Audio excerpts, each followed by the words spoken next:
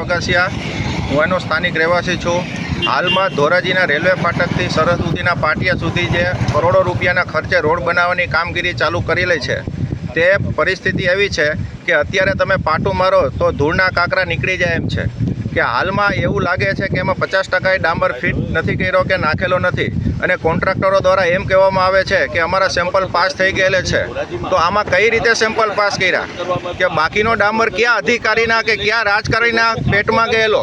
જેમ મનરેગા કૌભાંડની અંદર આખા મંત્રી પુત્રોએ રસ્તા ખાઈ ગયા હતા, એવી પરિસ્થિતિ અત્યારે ધોરાજીમાં નિર્માણ થયેલી છે। એમ કહેવાય છે કે દાદાની સરકાર, એટલે અમને સમજાતું નથી દાદાની સરકાર છે કે આ લોકોની દાદાગીરીની સરકાર છે। દિનેશભાઈ ઓરા, શહેર કોંગ્રેસ પ્રમુખ ધોરાજી શહેરમાં વિકાસ ખરેખર ગાંડો થયો હોય તેવું લાગી રહ્યું છે। વિકાસ હવે મોટો થઈ ગયો હોય તેવું લાગી રહ્યું છે।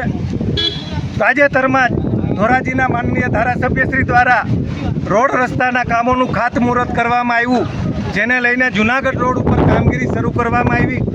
આ કામગીરીની અંદર મોટા પાયે ભ્રષ્ટાચાર થઈ રહ્યો હોય તેવી લોકોની ફરિયાદ અમને મળતા અમે સ્થળ ઉપર જઈ અને તપાસ કરી તો ખરા અર્થમાં રોડની કામગીરીની અંદર કરોડો રૂપિયાનો ભ્રષ્ટાચાર કરવામાં આવી રહ્યો છે।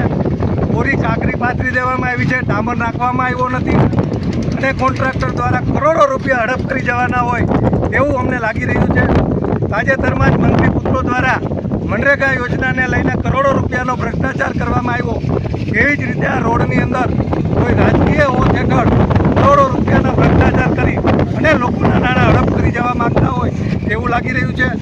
એમાં અમે રાજ્ય સરકાર પાસે આ રોડને કામગીરીને લઈને સંપૂર્ણ તપાસ કરવામાં આવે અને મોટી પાટલીઓ સામે કાર્યવાહી કરવામાં આવે એવી અમારી માંગ છે। શું કહેશો છે કેના ઇશારા ઉપર આ ભ્રષ્ટાચાર થઈ રહ્યો છે?